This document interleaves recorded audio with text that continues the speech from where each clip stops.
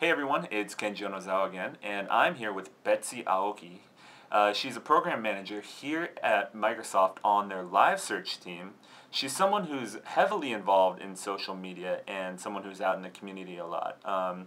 So we're really excited to be able to speak with her today. And yeah, thank you very much, Betsy, for letting us come speak with you. Oh, hey, thanks for coming by. I haven't seen you guys before, but I'm glad to meet you for the first time. And Kenji's the only person who's ever interviewed me who's got my name right the first time with no coaching. So Wow. good for you, dude. Yeah, Japanese folks. Right on. So, Betsy, if you could, please tell us a little bit about who you are and what it is you do here at Microsoft on their live search teams. So I'm kind of known as Microsoft's blog queen, which is a sort of ironic title I made up for myself. I launched the employee blogging sites, blogs.msn.com and blogs.technet.com at a time when the company really didn't understand blogging at all. It was a very grassroots movement for the employees. The early adopters, the technical people started blogging to explain what they did in their jobs, you know, the code that they were working on, stuff like that. And it really exploded from there.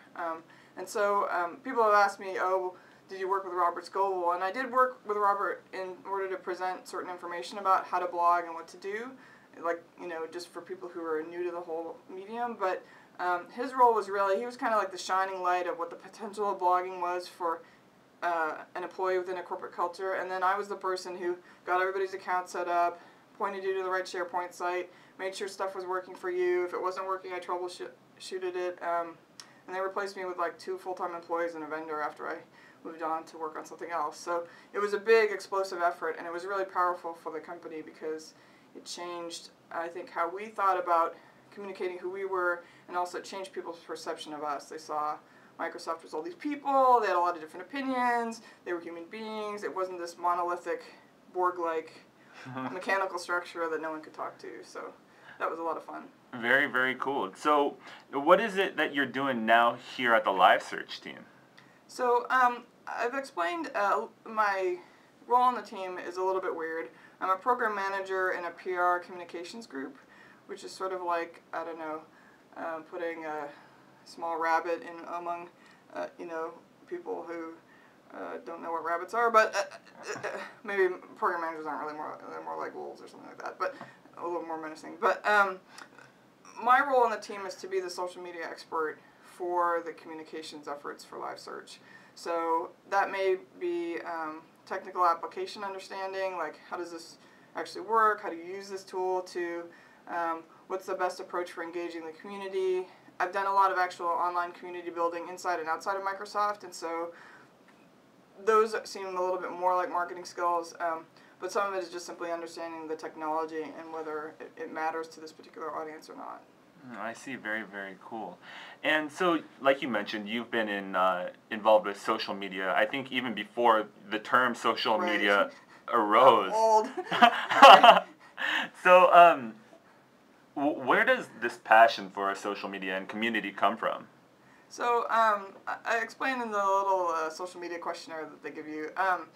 I really fell into the web when I was doing graduate, a Master of Fine Arts degree in creative writing at the University of Washington, which is one of the first schools to have a web homepage. If everybody remembers the webcam looking out over the square, I mean, UW was the first school really to have a lot of the web presence. And just being in that environment, really, I fell in love with the whole process. I learned how to, you know, navigate among Unix directories. I learned Photoshop. A lot of it was self-taught. This is 1995, and I decided, you know, even though I was a poet, my next job was going to have the word web in it. And it was because this was a medium where I felt like people were communicating with each other across vast distances, which is what art does, but this technology was very exciting. It was very immediate. You know, people could see your page. They could link to you.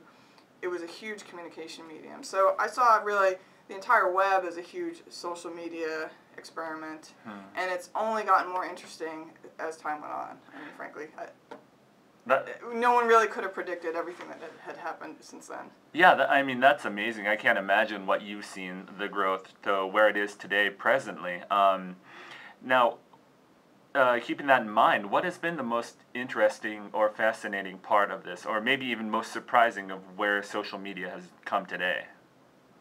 Well, I think one thing that I have been surprised at really is the ease with which subsequent folks going through college or going through school have actually picked up on it. So the things that I thought of were, arcane tricks you were doing in Unix, like you were talking with people over ARPANET or whatever, became, ICQ, became these IM chat clients that everyone just takes for granted. No one thinks that's weird, they IM their friends all the time, they're texting people on their phones, and this amount of connectivity, in my previous life I was a journalist before I went to graduate school, and having a cell phone at that time during Hurricane Andrew was a big deal, right? And now everybody's texting. If you didn't have cell connectivity, you'd be whining. I can't believe we're driving through this mountain pass and there's no cell phone connectivity, right? So I think what's been amazing is how spoiled and how used to the interconnectedness we are, which makes for a lot more interesting social dynamics as well as,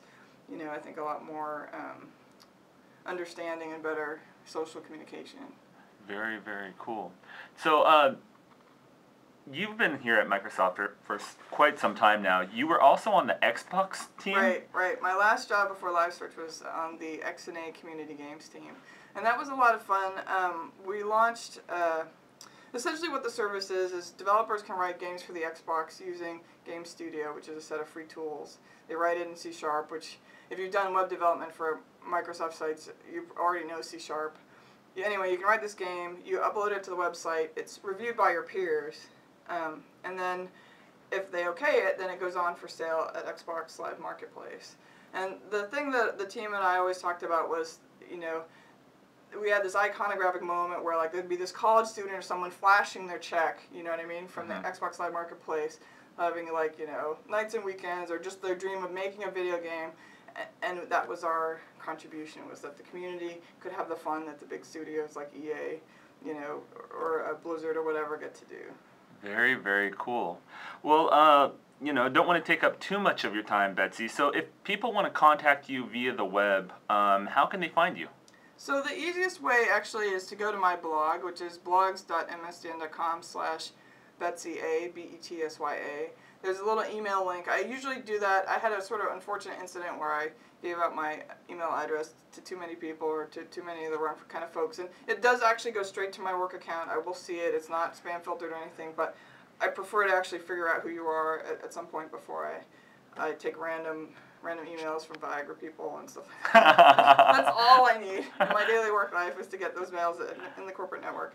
And then the other thing, of course, is you can follow me on Twitter, which is twitter.com/BAOKI.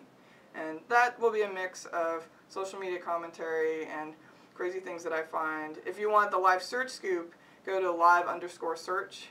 And that's it's a team effort from all of us, but you'll see a lot of weird quips, but they'll all be search related as opposed to just the random things that I might come up with. Great. Well, perfect. I had a great time talking with you. Thank you very much for letting us come out and talk with you once again. And awesome. Thank you. Everybody, that's Betsy Aoki. Go say hi. Very cool people. All right. I'll talk to you later.